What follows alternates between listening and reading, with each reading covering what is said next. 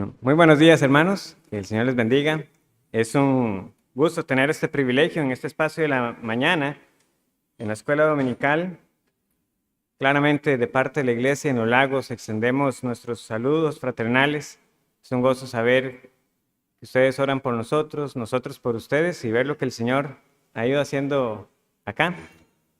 Y cuando tengo la oportunidad de visitar a alguna hermana iglesia después de algún tiempo, siempre veo como un motivo de alegría ver rostros conocidos, porque es una manera de ver cómo el Señor sigue preservando a los que Él ha traído, y también ver rostros nuevos, lo que quiere decir que el Señor sigue trayendo también personas para que escuchen el Evangelio. Entonces doy gracias al Señor por eso. Ahora bien, hermanos, habiendo tenido libertad para escoger el tema, yo le pregunté al hermano Adrián, ¿hay algún tema en particular? Me dijo, usted es libre. Entonces, escogí el tema de la disciplina eclesiástica. Entonces, no hay ningún motivo de fondo, ¿verdad? No fue el pastor Adrián que me pidió que hablara de esto, yo lo he escogido. Y la razón es porque hace más de un año, en nuestra propia iglesia, en Los Lagos, vimos que a veces salían las mismas preguntas de las personas en cuanto a la disciplina. Algunos aspectos que dijimos, sería bueno hacer un refrescamiento de lo que la Escritura enseña y entonces abordar esas preguntas comunes. Entonces creo que sería también provechoso para ustedes, hermanos, el que les comparta pues ese tema que en su momento desarrollamos. La finalidad, por supuesto, es que al ser exhortados con lo que la Escritura enseña respecto a la disciplina eclesiástica, nosotros veamos esa responsabilidad que tenemos unos con otros, siempre buscando hacer las cosas con amor y delante del Señor, y sobre todo entendiendo también esto: cuanto más diligentes nosotros seamos en aplicar lo que la Escritura nos enseña, en cómo abordar el pecado en la iglesia, nuestra iglesia estará más segura y resguardará el testimonio de Cristo ante el mundo. Entonces, habiendo dicho esto, quisiera preguntarles, ¿qué es lo mínimo que hace una iglesia iglesia? ¿Qué es lo mínimo que debería presentarse para que nosotros, por ejemplo, consideráramos un grupo que se reúne con frecuencia en el parque? 10 personas, domingo tras domingo. Y nosotros les preguntáramos, ¿y ustedes son iglesia? Sí, porque. ¿Qué tendrían que decirnos? ¿Qué tendría que pasar en esa reunión, en un parque, en una casa o en otro edificio, que nosotros podamos decir, ¿eso es una iglesia o eso es simplemente una reunión de creyentes? Una reunión de creyentes que semana tras semana se está dando, a veces como los tiempos que nosotros compartimos, ¿verdad? Que nos reunimos a celebrar un cumpleaños, a tener un buen tiempo con otros hermanos. ¿Por qué no consideramos eso una reunión de iglesia y otra sí? Por ejemplo, ¿se puede ser iglesia sin un pastor? Ustedes lo vivieron de primera mano, ¿verdad? Cuando por un tiempo estábamos orando para que el Señor levantara en medio de ustedes o trajera un hermano que fuera pastor, pero no dejamos de considerarlos iglesia por eso. Escribe Pablo a la iglesia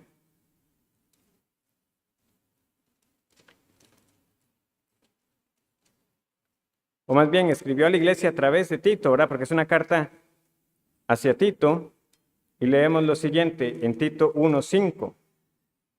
Por esta causa te dejé en Creta, para que corrigieses lo deficiente y establecieses ancianos en cada ciudad, así como yo te mandé, para que corrigieses lo deficiente. Es decir, la falta de oficiales, en este caso de pastores, es una deficiencia, pero no significa que dejaron de ser iglesia por eso. Es algo que hay que resolver, claro. Por esa razón te dejé, para que establecieses ancianos. Ahora bien, Para los que quizás están familiarizados con el material de 9 marcas, hay un ministerio que se llama así, las 9 marcas, que fue liderada por el hermano Mark Dever. Saben que ellos tienen lo que llaman particularmente así, las 9 marcas de una iglesia saludable. Ahora, no vamos a ver en esta mañana las 9 marcas. Lo que quiero es que tengan eso como presente. Bueno, esos hermanos vieron esenciales, 9 puntos que uno tiene que ver que una iglesia es bíblica, que es una iglesia del Señor. Vean que ni siquiera estamos hablando de una perspectiva denominacional, si es bautista o pentecostal, o sea, no, ¿qué es lo que hace una iglesia? Iglesia. Pero si nosotros vamos todavía más atrás, históricamente, los reformadores reconocieron al menos 2, o sea, ya menos de eso no van a encontrar, ¿verdad? O sea, 2 marcas, pero la posición más vista o más aceptada eran la que agrupaba 3 marcas esenciales para que una iglesia sea iglesia. ¿Y cuáles son esas? Bueno, en primer lugar, la predicación del evangelio. No podemos imaginarnos una iglesia donde no se predique el evangelio. En segundo lugar, que celebren las ordenanzas o los sacramentos. Es decir, para que sea iglesia, ese grupo que se reúne en el parque, en una casa, deberían con frecuencia, con regularidad, tener la cena del Señor y también el bautismo. Porque el bautismo es la señal de que alguien ahora es parte, ¿verdad?, de la congregación. Y finalmente, como pueden anticipar, porque es el tema de la clase esta mañana, la tercera marca es la de la disciplina eclesiástica. Vean qué interesante, incluso Juan Calvino, que obviamente un reformador influyente, ¿verdad? Constantemente sale su nombre cuando estudiamos algún tema.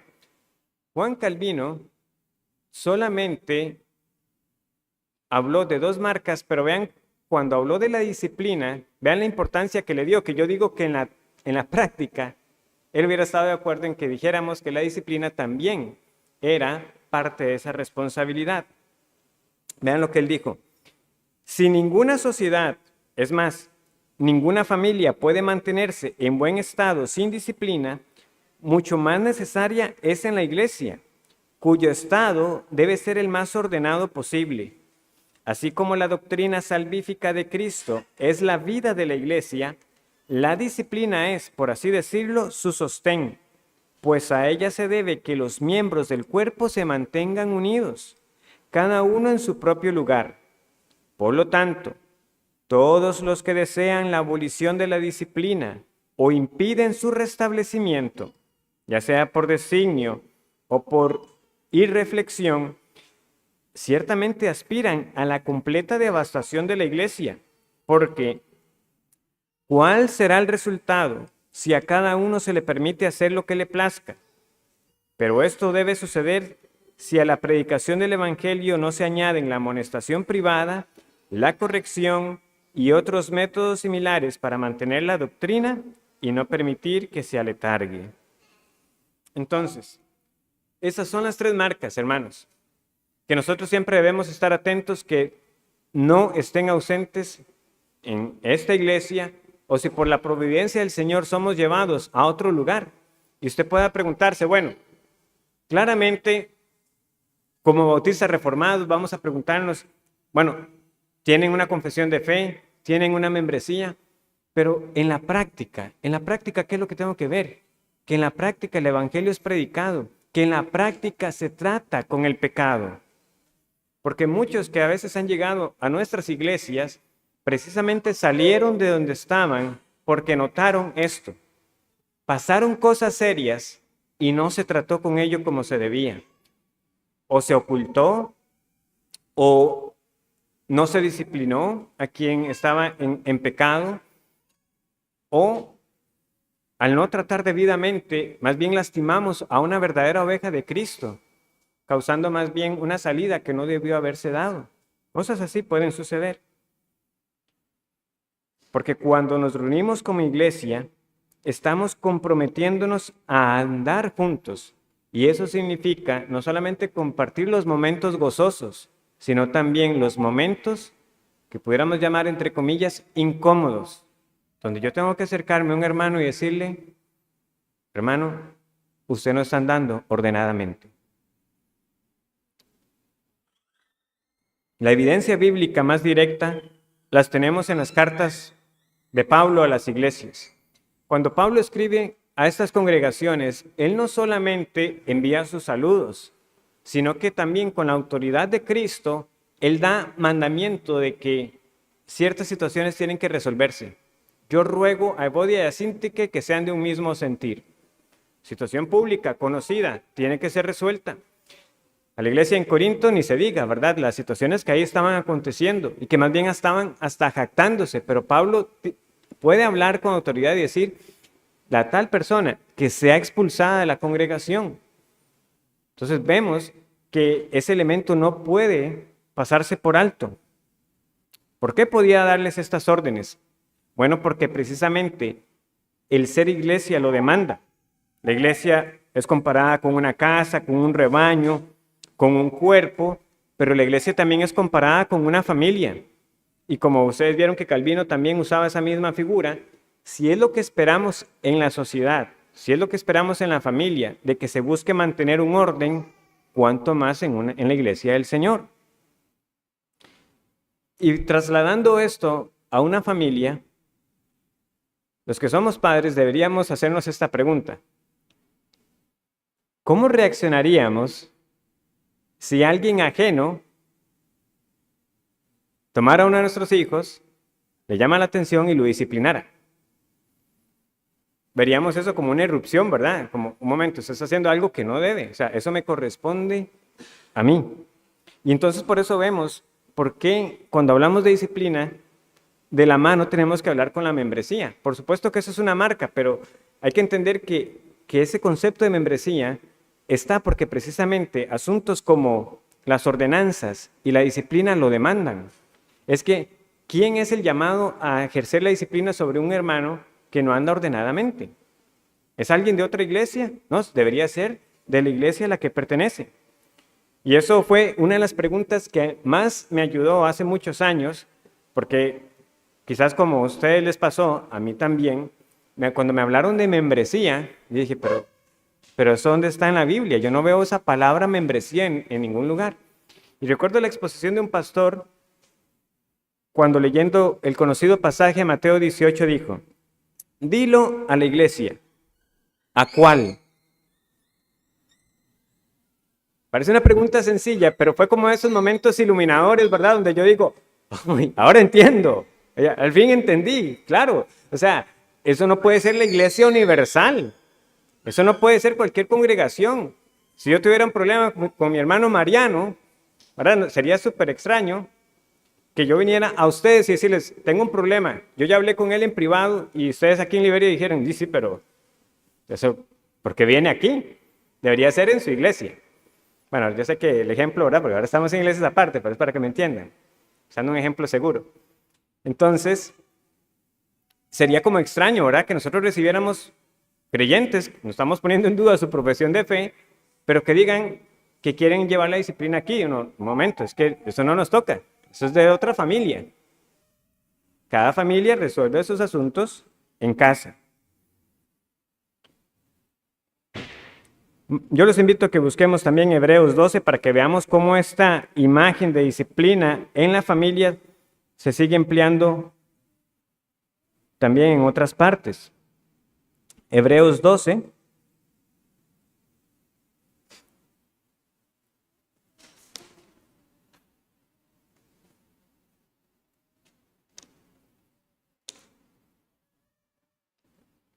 Versículo 3.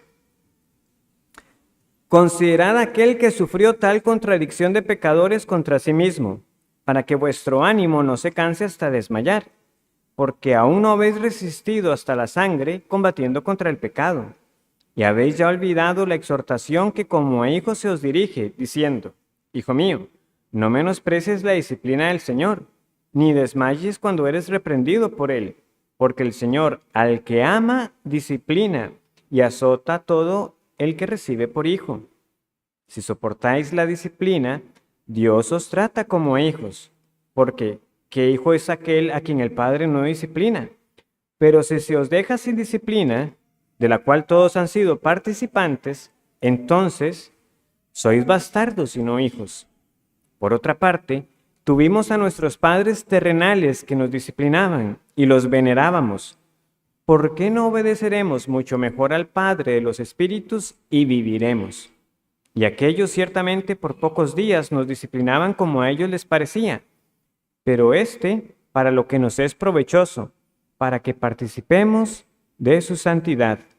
Es verdad que ninguna disciplina al presente parece ser causa de gozo, sino de tristeza, pero después da fruto apacible de justicia a los que en ella han sido ejercitados. El amor sin disciplina no es amor. Como vemos aquí, lo mismo que debería mover a nosotros como padres cuando tratamos con nuestros hijos es porque los amamos. Lo mismo tenemos que ver de parte del Señor para con nosotros cuando un hermano viene a mí o cuando un pastor viene a mí y tiene que enfrentarme con el pecado.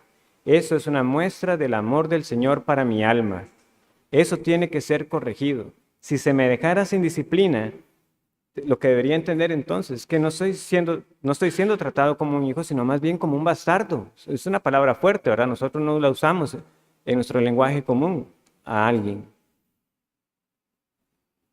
Dice un autor, piensa en el dilema que origina el asunto de la disciplina eclesial. Hemos dicho que la disciplina se centra en la idea de corregir el pecado, pero la mayoría estaría de acuerdo en que el evangelio cristiano se centra en la idea de perdonar el pecado. Si Dios perdona el pecado, ¿para qué preocuparnos en corregirlo? Diría alguien, ¿verdad? También los cristianos son llamados a perdonar a los demás. Entonces, ¿qué sentido tiene corregir el pecado los unos de los otros? Aquí el autor lo que nos quiere hacer ver es, vean cómo el amor no va en contra de la disciplina, todo lo contrario. O sea, sería incorrecto que nosotros pensáramos, bueno, si nosotros proclamamos el perdón de los pecados y nos amamos unos a otros, ¿para qué corregirlo?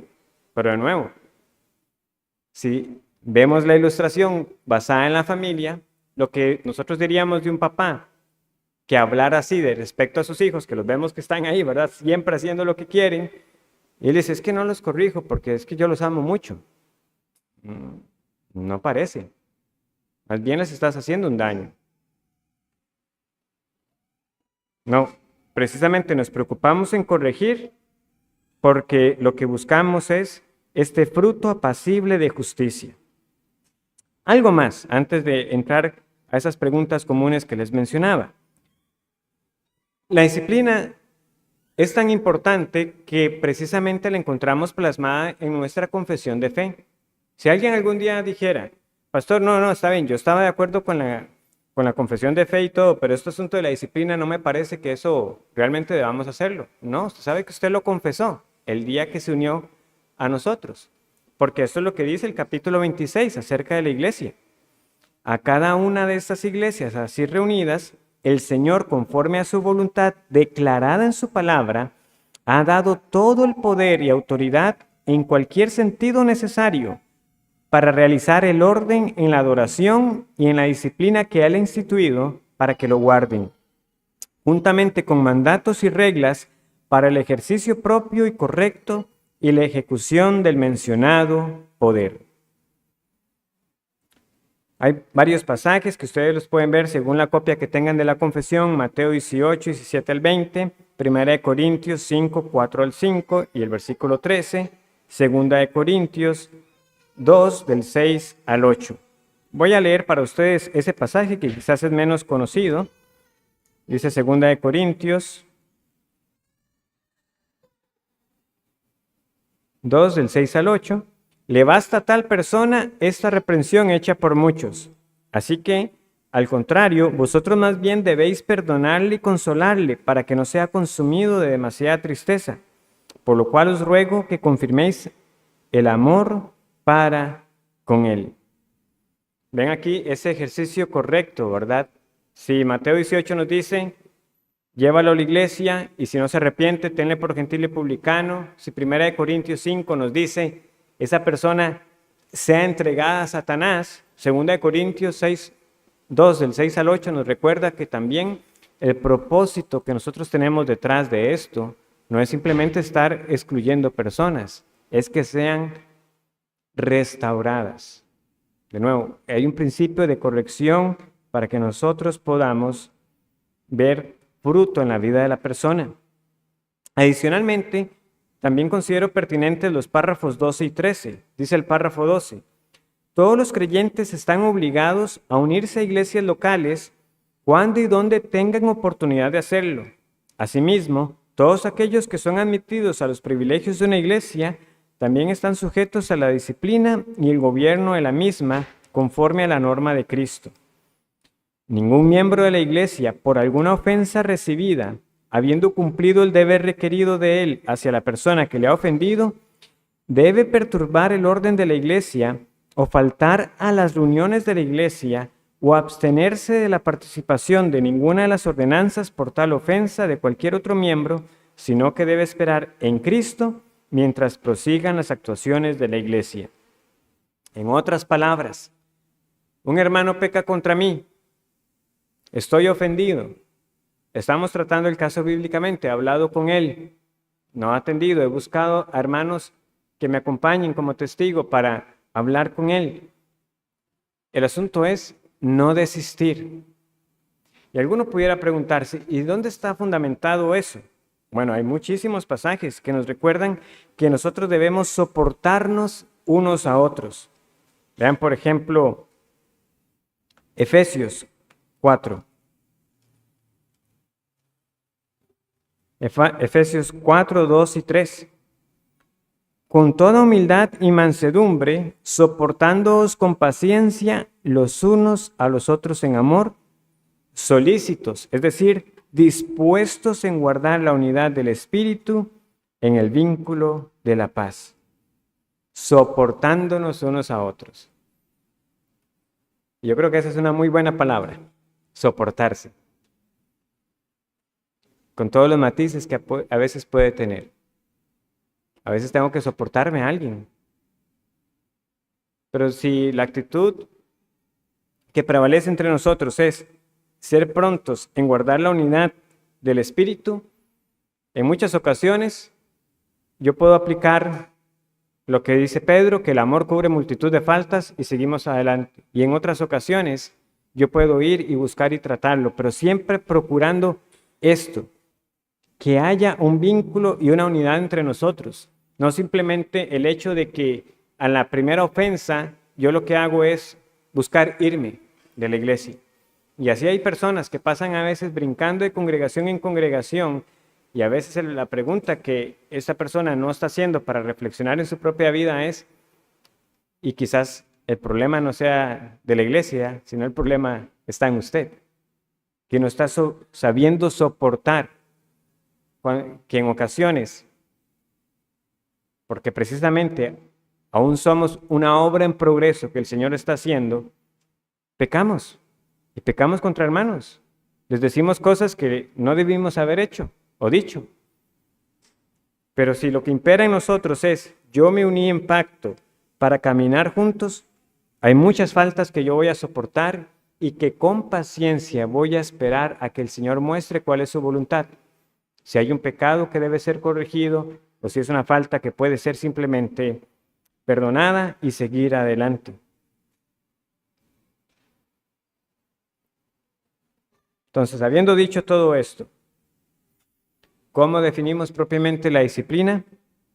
La disciplina eclesial es una parte del proceso del discipulado, la parte en que corregimos el pecado y dirigimos al discípulo hacia un camino mejor. Ser discípulo, entre otras cosas, significa ser disciplinado. Es un acto donde también retiramos a una persona de la membresía de la iglesia y de la participación de la cena del Señor. No es un acto para prohibir a la persona que asista a las reuniones semanales de la iglesia, sino que es la declaración pública que hacemos de que no podemos confirmar la profesión de fe de esa persona llamándola cristiana. Es la negativa a dar a una persona la cena del Señor. Es comulgarla. Esa es la consecuencia final. ¿Qué es lo que nosotros estamos diciendo con un proceso disciplinario que llega a sus últimas consecuencias? estamos diciendo que como iglesia ya no podemos dar ese testimonio que dimos tiempo atrás, donde estábamos de acuerdo con el testimonio de esa persona, pero que al ser reiterativamente impenitente, ya decimos nosotros, el Señor mismo nos da la autoridad de decir, es un gentil o un publicano, es una persona a la que debemos evangelizar de nuevo, porque no está dando frutos de andar ordenadamente. Como bien dice aquí, no es que la persona no puede volver, puede seguir asistiendo, aunque usualmente no es lo que pasa, ¿verdad? Personas así usualmente abandonan la congregación, pero hemos visto cosas, y yo puedo dar testimonio que por la gracia del Señor hemos tenido personas que en su momento fueron excomulgadas y no dejaron de congregarse, y tiempo después vimos el fruto de esas personas viniendo en arrepentimiento diciendo, pastores, ustedes tenían razón. Yo actué mal, en aquel entonces no lo quise ver así. Quiero que por favor consideren de nuevo mi solicitud para volver a ser miembro. Gracias al Señor hemos visto eso. Porque como les digo, el Señor tiene esos propósitos. Está ese proceso correctivo, pero cuando la persona es excluida y es entregada a Satanás, y ahorita volveré a eso, y entiende lo que es ya no estar bajo esa casa que lo protege del mundo y de los ataques del enemigo, que caen en sí y dicen, me estoy perdiendo de todo esto. Realmente la buena voluntad del Señor es que yo pertenezca a una congregación. Entonces, ya teniendo todo eso claro, que buscamos primeramente corregir, restaurar, pero sabiendo que en ocasiones no será hecha,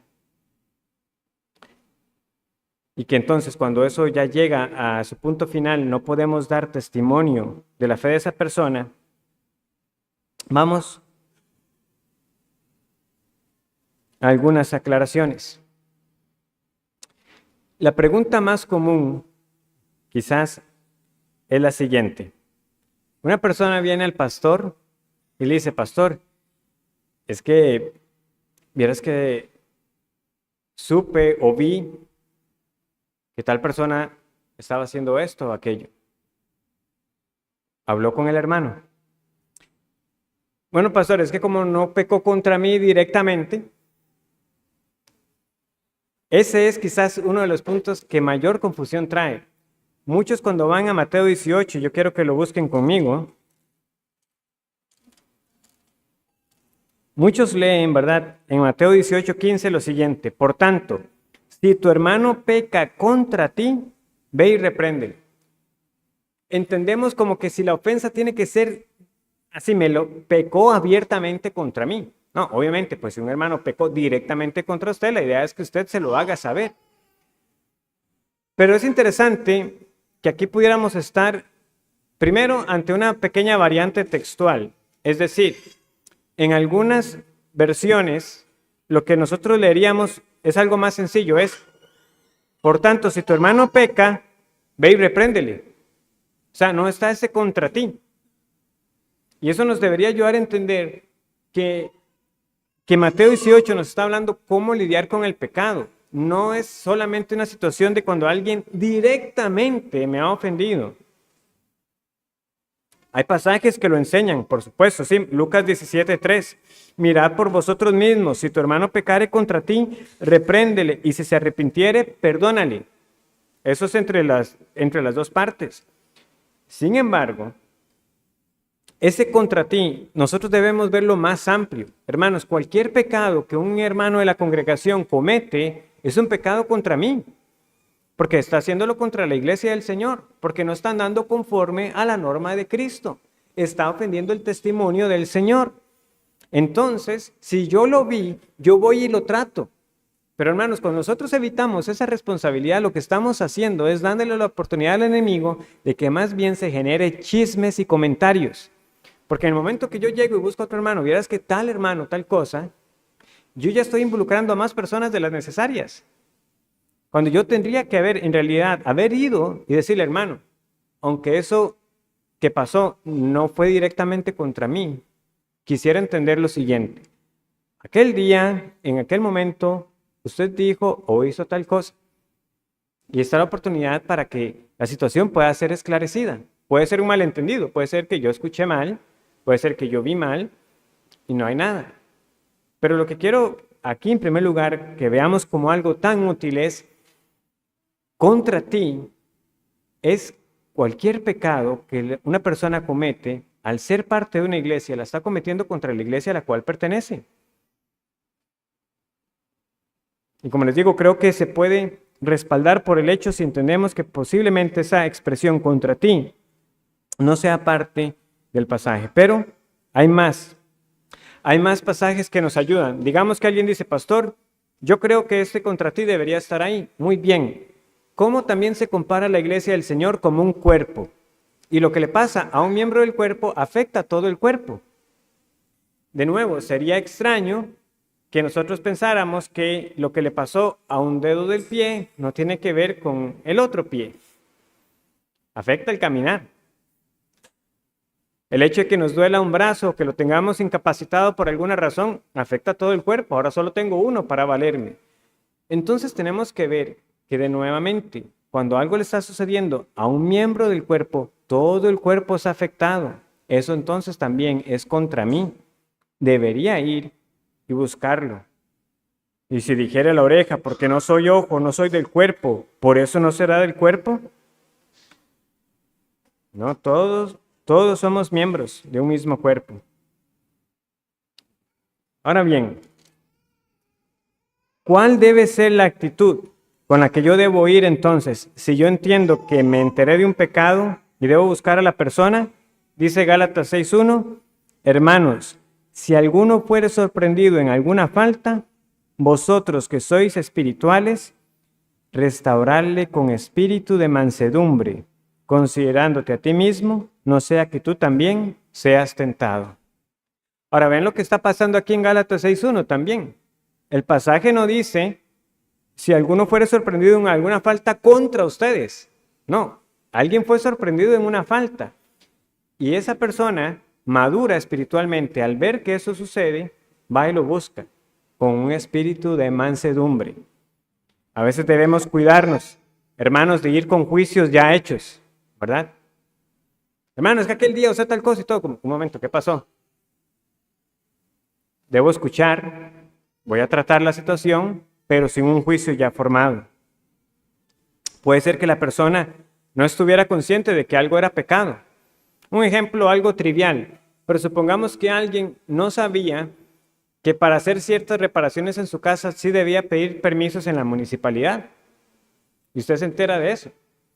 Y entonces usted lo que va de una vez, hermanos, eso que usted hizo está mal, es pecado porque usted está haciendo las cosas de manera ilegal. Y la persona quizás diga, hermano, gracias también por hacérmelo saber. Yo no sabía que aún para labores de esta magnitud era necesario. Por eso debemos cuidarnos también de ir con un juicio ya hecho. Por eso esta importancia del espíritu de mansedumbre. Ahora muy bien, ¿cómo debe ser nuestro trato con los que han sido excomunicados? Es otra pregunta común, ¿verdad? Mateo 18 nos dice que debemos tenerlos por gentiles y publicanos. 1 Corintios 5, Pablo incluso nos dice que con algunas personas no debemos ni siquiera sentarnos a comer. Con tal persona ni os juntéis. Y 2 Tesalonicenses también nos da otro caso de cómo debe ser nuestro trato. Yo los invito a buscar 2 Tesalonicenses 3.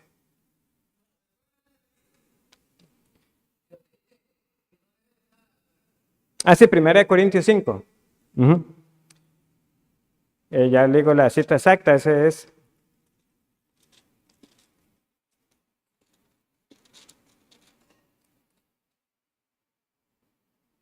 A partir del versículo 9 hasta el 11. Os he escrito por carta que no os juntéis con los fornicarios y demás. Ya casi volvemos a ese pasaje con más detalle. Entonces, 2 Tesalonicenses 3 dice lo siguiente, en el versículo 14. Si alguno no obedece a lo que decimos por medio de esta carta, a este señaladlo y no os juntéis con él para que se avergüence, mas no lo tengáis por enemigo, sino amonestarle como hermano. Este es el principio general. Cuando la disciplina se está ejerciendo, la persona tiene que sentirlo. Yo recuerdo que eso fue algo que al inicio también tuvimos que aconsejar a muchos hermanos, porque había una persona a la que públicamente ya le tuvimos que señalar un pecado, está en un proceso de restauración, pero si nuestro trato sigue siendo exactamente como el de antes, la persona puede preguntarse, bueno, ¿y qué estoy perdiendo? ¿Verdad?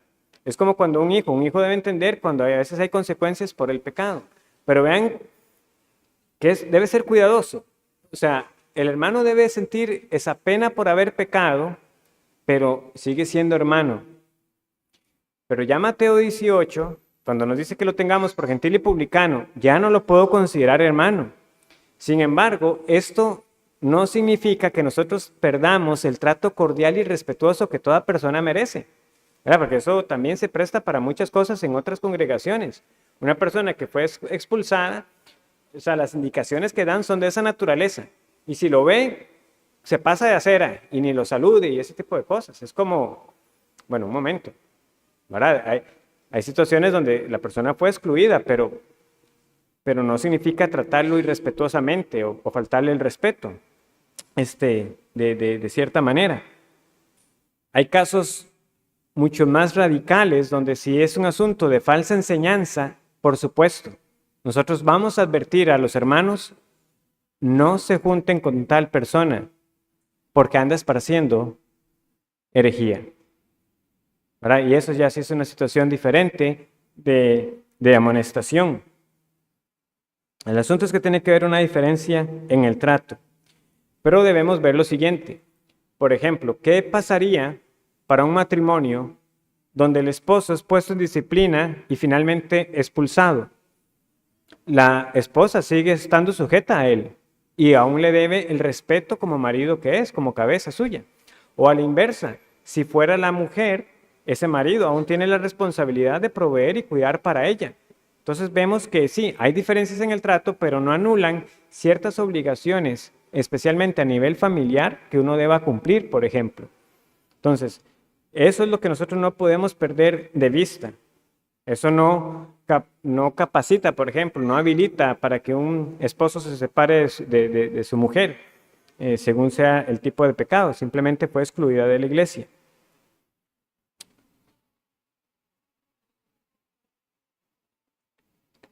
Finalmente, ya por razones de tiempo, el último caso que quiero abordar es el de 1 Corintios 5, y es el siguiente.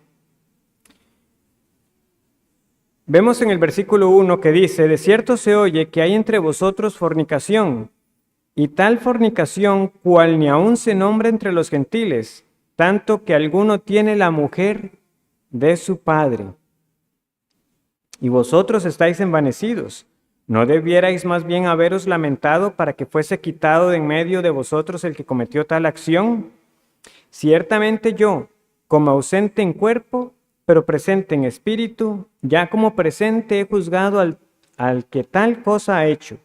En el nombre de nuestro Señor Jesucristo, reunidos vosotros y mi espíritu, con el poder de nuestro Señor Jesucristo, el tal sea entregado a Satanás para destrucción de la carne, a fin de que el espíritu sea salvo en el día del Señor Jesús. Algunos dicen, vea, Pablo aquí se saltó Mateo 18. Simplemente hay pecados que ameritan exclusión inmediata. Realmente hay que tener cuidado con eso. Lo que tenemos que ver es que cuando los pecados son públicos, lo que no se puede evitar es que sea tratado públicamente. Porque a veces hay consecuencias de pecados que no podemos evitar, aunque haya arrepentimiento. Vea, una persona puede arrepentirse, pero como consecuencia del pecado, por ejemplo, hay un embarazo. Eso no se puede ocultar. Hay que informarlo a la iglesia.